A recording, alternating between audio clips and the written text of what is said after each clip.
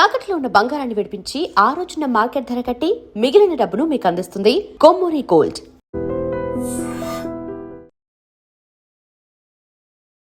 ఎన్నో ట్విస్టుల మీద ట్విస్టులుగా నడిచిన తమిళ రాజకీయం ఈ కథ సుఖాంతమైంది. గవర్నర్ని కలిశారు. తనకు మద్దతు తెలిపిన పార్టీలు ఎమ్మెల్యేలకు సంబంధించిన పూర్తి జాబితాను గవర్నర్కి ఇచ్చారు టీవీకే అధినేత విజయ్. సో ఇప్పుడు గవర్నర్ కూడా దీనికి ఆమోదం తెలిపినట్టుగా తెలుస్తోంది. రేపు అంటే ఆదివారం రోజు మే 10 ఆదివారం మధ్యాహ్నం 3 గంటలకు ముఖ్యమంత్రిగా విజయ్ ప్రమాణ స్వీకారం చేయబోతున్నారు. ఇది అంటే మే 4న ఫలితాలు వస్తే 108 స్థానాలు గెలుచుకున్నటువంటి విజయ్ ముఖ్యమంత్రి అవుతాడు. ఎప్పుడెప్పుడు ముఖ్యమంత్రి అవుతాడు, ఎప్పుడెప్పుడు విజయ్ అనే నేను అని ప్రమాణ స్వీకారం చేస్తాడని చెప్పి 1000 కళ్ళతో ఎదురు చూసినటువంటి ఫ్యాన్స్ కళ ఇన్ని రోజులకు అంటే 5, 6, 7, 8, 9 చూడండి ఇన్ని రోజులకి అంటే ట్విస్టుల మీద ట్విస్టులు. అంటే విజయ్ని రాజకీయ అనుభవం లేదు, అసలు ఎలా నెగ్గుతాడు, ఈ వేళ్ళూనికిపోయినటువంటి ఈ ద్రవిడ పార్టీలను కాదని ఎలా ముఖ్యమంత్రి అవుతాడు అన్న స్థాయిలో ఈ విధంగా రాజకీయం జరిగింది తమిళనాడులో. ఆయన 2-3 సార్లు కలిశాడు గవర్నర్ని. గవర్నరు అపాయింట్మెంట్ ఇస్తున్నాడు, కలుస్తున్నారు. ఇంకా మద్దతు సరిపోలేదు కదా అనటం. ఒకవైపు మద్దతు ఇచ్చిన పార్టీలు కూడా వెనక్కి వెళ్ళిపోయినాయి. ఇక్కడ ట్విస్టులు చూడండి. ముందు వీసీకే మద్దతు ఇచ్చింది, లేదని చెప్పి మళ్ళీ వెనక్కి వెళ్ళింది. తర్వాత ఐయుఎంఎల్ మద్దతు ఇచ్చినట్టే ఇచ్చింది, మళ్ళీ స్టాలిన్తో భేటీ అయ్యి మేము మద్దతు ఇవ్వట్లేదని చెప్పటం. కొంత అలకలు అంటే వాట్సాప్లో ఏ విధంగా మద్దతు అడుగుతారు, మమ్మల్ని ఎందుకు కలవరు, ఇలాంటి రాజకీయాలు జరిగి నడిచి ఆ తర్వాత ఈ రోజుకి కథ సుఖాంతమైంది. మొత్తానికి ఆ పార్టీలన్నీ కూడా మద్దతు ప్రకటించాయి. మద్దతు ఇచ్చిన తర్వాత కూడా 120 మంది బలం ఉంది అన్ని ఏదైతే మద్దతు ఇస్తున్నాయో పార్టీలన్నీ కూడా నేను మీ వెంటే ఉన్నాం విజయ్ గారు, మీరు ప్రమాణ స్వీకారం చేయడానికి కానీ సిద్ధం చేసుకోండి అని చెప్పిన తర్వాత వాళ్ళు ఎమ్మెల్యేల జాబితా ఇచ్చిన తర్వాత కూడా ఫుల్ డీటెయిల్స్ ఇచ్చిన తర్వాత కూడా వాళ్ళ పార్టీల నుంచి ఆమోద ముద్ర వచ్చిన తర్వాత కూడా ఇంకొక ట్విస్ట్ నెలకొంది. గవర్నర్ అపాయింట్మెంట్ ఖరారు కాలేదు. గవర్నరు కేరళ వెళ్ళిపోతున్నాడు అక్కడ కార్యక్రమానికి. సో ఇప్పట్లో ఉండదు. మళ్ళీ ఈ ట్విస్టు తర్వాత మళ్ళీ తన కేరళ పర్యటన రద్దు చేసుకుని మళ్ళీ విజయ్ని వెనక్కి పిలిపించి ఇప్పుడు కలిసినటువంటి పరిస్థితి ఉంది. సో 120 మంది ఎమ్మెల్యేల మద్దతు అనేది చాలా క్లియర్గా గవర్నర్ గారికి చూపించడం జరిగింది. గవర్నర్ కూడా సాటిస్ఫై అయిపోయాడు. ఆదివారం రోజు మధ్యాహ్నం 3 గంటలకి ప్రమాణ స్వీకారం జరుగుతోంది. ముఖ్యమంత్రిగా విజయ్ రేపు ప్రమాణ స్వీకారం చేస్తున్నారు. అక్కడ జవహర్లాల్ నెహ్రూ స్టేడియం ఏదైతే ఉందో ఆ నెహ్రూ స్టేడియంలోనే మధ్యాహ్నం 3 గంటలకు ప్రమాణ స్వీకారం చేస్తున్నాడు.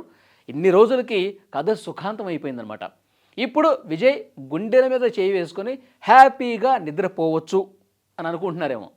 కానీ ఇక ఎందుకంటే ఇది సంకీర్ణ ప్రభుత్వం కాబట్టి పూర్తి మెజారిటీ విజయ్కి రాలేదు కాబట్టి దినదిన గండం 100 ఏళ్ల ఆయుష్లా ఉంటుంది పరిస్థితి. ఇప్పుడు మద్దతు ఇచ్చిన పార్టీలన్నీ కూడా ఇచ్చేందుకు ఎన్ని ట్విస్టులు పెట్టాయో రేపు ప్రభుత్వం నడిపే టైంలో కూడా అన్ని ట్విస్టులు ఉంటాయి.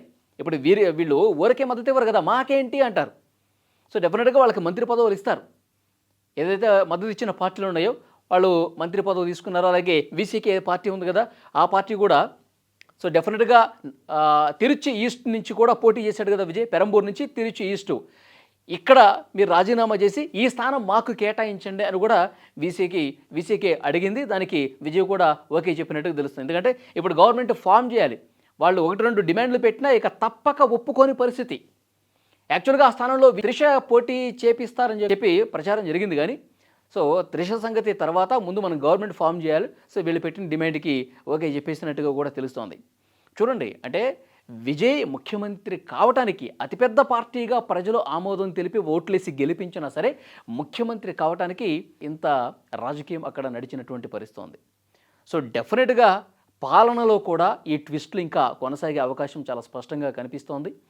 పాలనలో సో డెఫినెట్గా కాంగ్రెస్ పార్టీ ప్రభుత్వంలో ఇక్కడ కాంగ్రెస్ పార్టీతో పాటు సిపిఐ సిపిఎం ఈ 2 పార్టీలు మేము బయట నుంచి మద్దతు ఇస్తాం, ప్రభుత్వంలో ఉండమని కూడా చెప్పారు.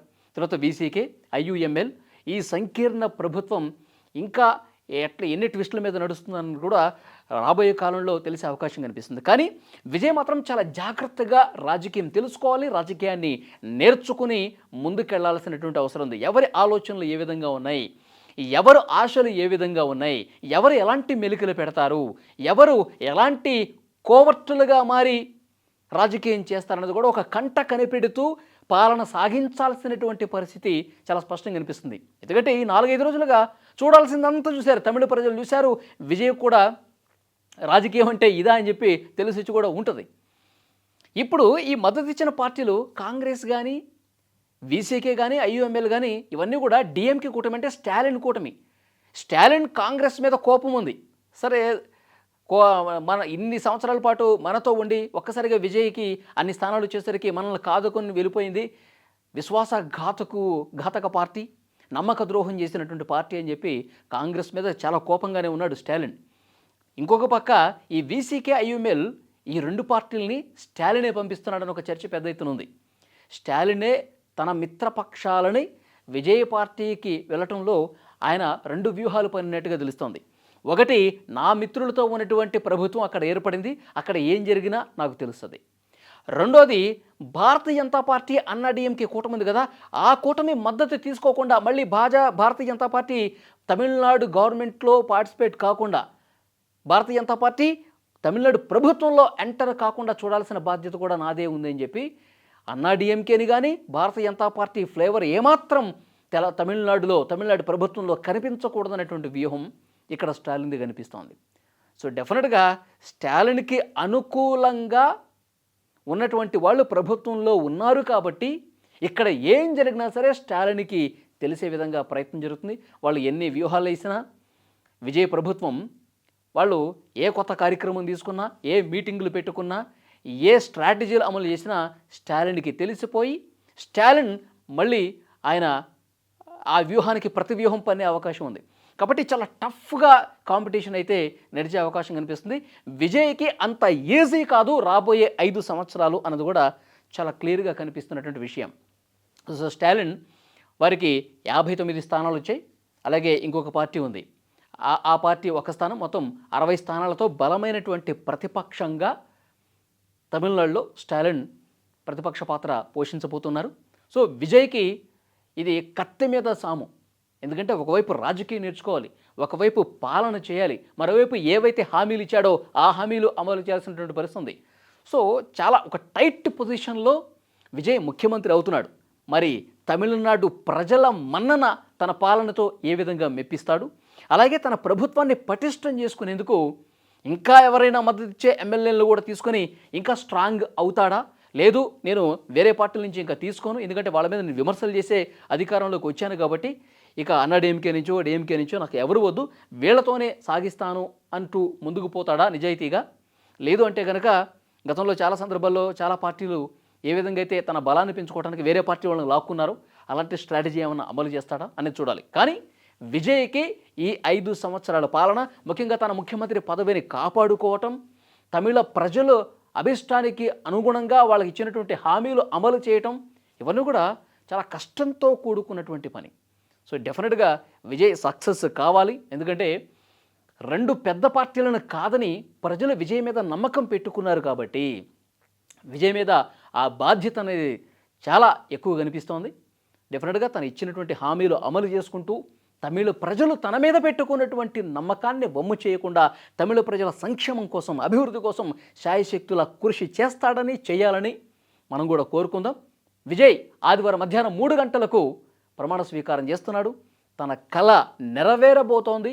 తమిళ ప్రజలు కోరుకున్నది జరగబోతోంది. విజయ్కి సందర్భంగా ఆల్ ది బెస్ట్ చెప్దాం. And for more videos, Please subscribe to iDream. Please subscribe to iDream. Please subscribe iDream. And please subscribe to iDream.